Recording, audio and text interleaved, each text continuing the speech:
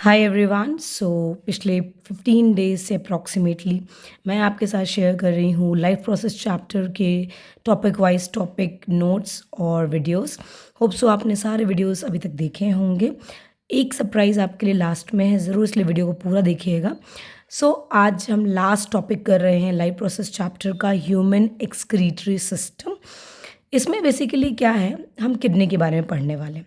कैसे हमारा urine filter होता है, कौन-कौन सा पार्ट हमारी किडनी में होता है, कैसे हमारी बॉडी से वेस्ट चीज़ें निकलती हैं, टॉक्सिक वेस्ट चीज़ें कैसे निकलती हैं, यही सब चीज़ें हम पढ़ने वाले हैं। और इसके दौरान मैं पूरी कोशिश करूँगी कि जब आपको मैं ये टॉपिक क्लियर कर रही हूँ, तो हर एक चीज़ आपको अच्छे से समझ में आए। Let's start. देखिए, जो सेल्स होते हैं ना, वो अपनी एक्टिविटीज़ के दौरान बहुत सारे टॉक्सिक नाइट्रोजनस सब्सटेंसेस क्रिएट कर लेते हैं ना, मतलब अपने साथ लेकर आ जाते हैं, क्योंकि सेल्स में वर्किंग चालू रहती है, तो अपने साथ वो लेकर नाइट्रोजनस वेस्ट लेकर आ जाते हैं।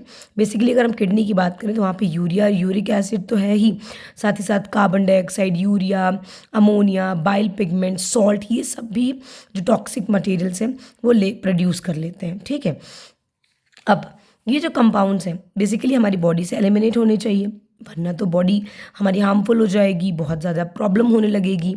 ठीक है, सो बेसिकली ये जो जॉब है हमारी बॉडी से टॉक्सिक वेस्ट को निकालना, चाहे वो सेल्स अपने साथ कैरी करके ला रहा हो या हमारी खुद की बॉडी ही टॉक्सिक वेस्ट प्रोड्यूस करती हो मेटाबॉलिक एक्टिविटीज़ के दौरान, चाहे वो carbon dioxide, urea, uric acid, ammonia, bile pigments या सॉल्ट। देखो भाई, बन रहा है टॉक्सिक चीज़ें तो निकालना तो ज़रूरी है, हम टॉक्सिक चीज़ों के साथ रह तो सकते नहीं हैं, करेक्ट। तो इन सब चीज़ों को निकालने में हेल्प करता है कौन सा सिस्टम? एक्सक्रीटरी सिस्टम हेल्प करता है। ठीक है, बट इतनी लंबी चौड़ी बात के बाद ये भी तो समझ में आना चाहिए कि टॉक्सिक जो वेस्ट है वो हमारी बॉडी से बाहर जाता कैसे। ठीक है, एक्सक्रीटरी सिस्टम आपको मदद कर रहा है ले जाने में, मगर कैसे कैसे वो हमारी बॉडी से निकाल रहा है? तो बेसिकली इसमें काम होता है सबसे बड़ा ब्लड का। ब्लड क्या करता है? कलेक्ट करता है और कैरी करता है ये जो टॉक्सिक मटेरियल है, कहाँ? एक्सक्रीटरी सिस्टम में लेके जाता है। आपको तो पता है ब्लड पूरी बॉडी में है, और आपने कई बार सुना होगा ना कि जब हमें कुछ बीमारी हो जाती है, हम कुछ बीमार से लगने लगते हैं, सबसे पहले लोग आपको रिकमेंड करते हैं, डॉक्टर्स रिकमेंड करते हैं कि ब्लड टेस्ट करवा लेते हैं। क्यों? क्योंकि ब्लड टेस्ट से कई चीज़ें आपकी क्लैरिफाई हो जाती हैं। ठीक है, ब्लड जो है हमारा बेसिकली बहुत सारी चीज़ों में हेल्प करता है। उसमें एक ये भी है कि जो ब्लड है वो कलेक्ट करते हैं और कैरी करते हैं अपने साथ इस टॉक्सिक मटेरियल को, और भेजते कहाँ हैं? एक्सक्रीटरी सिस्टम में। किस लिए भेजते हैं?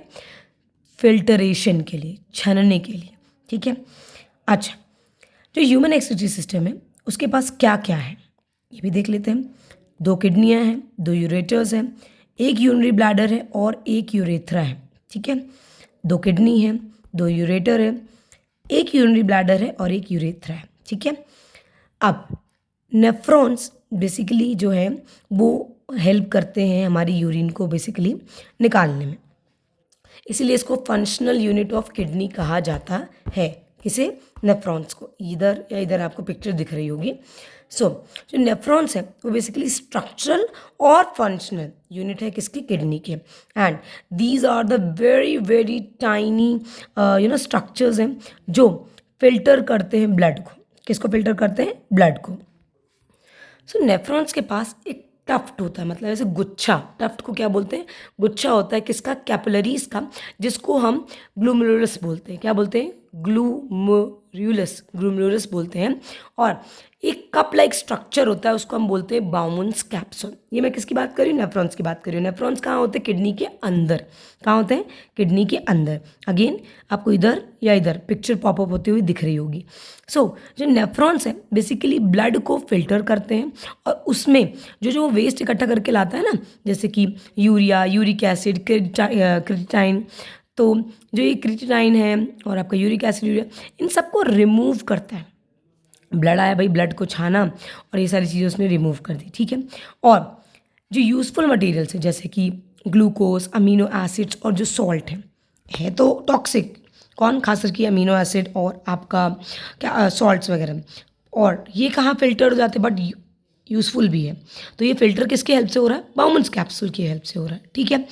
बट लेटर ऑन ये छन तो जाता है, मगर लेटर ऑन ये दोबारा रीएब्ज़ॉर्ब हो जाता है ब्लड सर्कुलेटरी सिस्टम में।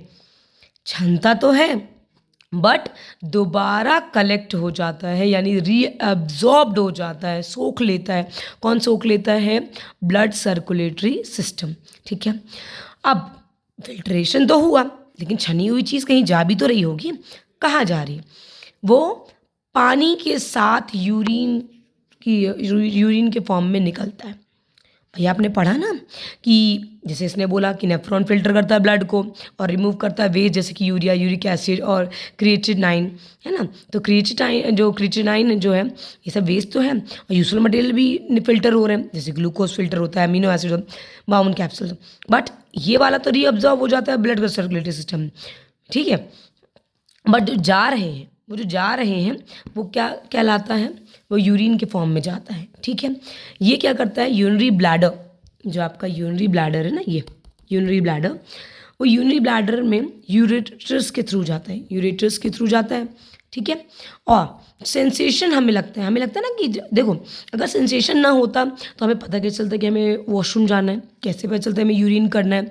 तो यूरिनेशन जो करने के लिए सेंसेशन मिलता है, यूरिनरी ब्लैडर जब फुल हो जाता है, भर जाता है, तो यूरिनेशन में सेंसेशन होने लगता है, यानी यूरेथ्रा में सेंसेशन होने लग जाता है। बस जैसे ही हमने यूरिन किया, हमारी मसल्स रिलैक्स हो जाती है, राइट। फ्लावर जो फ्लोज आउट है कहाँ? यूरेथ्रा से फ्लो आउट हो जाता है। तो बेसिकली इतना ही है आपकी एक्सक्रीटरी सिस्टम में। बहुत इजी, बहुत आराम से स्टेप बाय स्टेप इसको समझ सकते हो। अगर आपको इसका रिकैप्चुलेशन चाहिए बताइएगा, मैं इसको शॉर्ट में एक बार और रिकैप्चुलेट कर दूंगी। अब बेसिकली ये ना जो ग्लूमरल फिल्ट्रेशन है ना, ये उसका एक पिक्चर है जहाँ ये toxic waste, glucose, amino acids, vitamin, minerals, water, ये सब निकलते ज़रूर हैं। फिर उसके बाद ये दोबारा से बन भी जाते हैं, ठीक है। दोबारा फिर बॉडी में बनते हैं, फिर निकलते हैं, फिर बनते हैं, फिर और निकलते किससे हैं? निकलते किससे हैं? यूरिन की हेल्प से निकलते हैं, यूरिन ही तो हेल्प करता है। इसके अलावा जो ट्यूबुलर रीअब्जॉर्प्शन है, यहीं से दोबारा जो अपन नहीं बोल रहे थे, अभी पढ़ रहे थे हम कि बाउमन्स कैप्सूल में जो ग्लूकोज, अमीनो एसिड वहाँ से फ़िल्टर होते हैं, बाद में ब्लड सर्कुलेटरी सिस्टम में रीअब्जॉर्ब हो जाता है। तो ये ट्यूबुलर रीअब्जॉर्प्शन की मदद से रीअब्जॉर्प्शन हो जाता है। होप सो कि आज का टॉपिक आपको क्लियर हुआ होगा, कोई भी प्रॉब्लम नहीं हुई होगी, और मेरे नोट्स, मेरी राइटिंग आपको समझ में आती है। अगर आती है, आपको समझ में आ रहा है, सो आप ज़रूर सबके साथ शेयर करना। अच्छा, एक बात जो मैंने आपसे कही थी कि मैं लास्ट में आपके साथ शेयर करूँगी, वो मतलब एक सरप्राइज़ ये है कि इस पूरे नोट्स का, जितना भी मेरे पास ये नोट्स आपको दिख रहा है ना, पूरे नोट्स का, इस पूरे चैप्टर का एक फुल बड़ा वीडियो मैं आपके साथ मतलब जल्दी शॉर्ट में शेयर करूँगी। अगर आपका कमेंट रहा तो ही करूँगी, otherwise I don't think so कि टाइम वेस्ट करने का ज़रूरत है। अगर आपको लगता है कि एक शॉर्ट में अगर ये पूरा का पूरा आपको नोट्स मिल जाए, एक बार ये रिवीजन हो जाए, एक बार री एक्सप्लेनेशन हो जाए, तो आप ज़रूर बताइएगा, मैं आपके साथ ज़रूर शेयर करूँगी। Bye bye, take care, have a good day.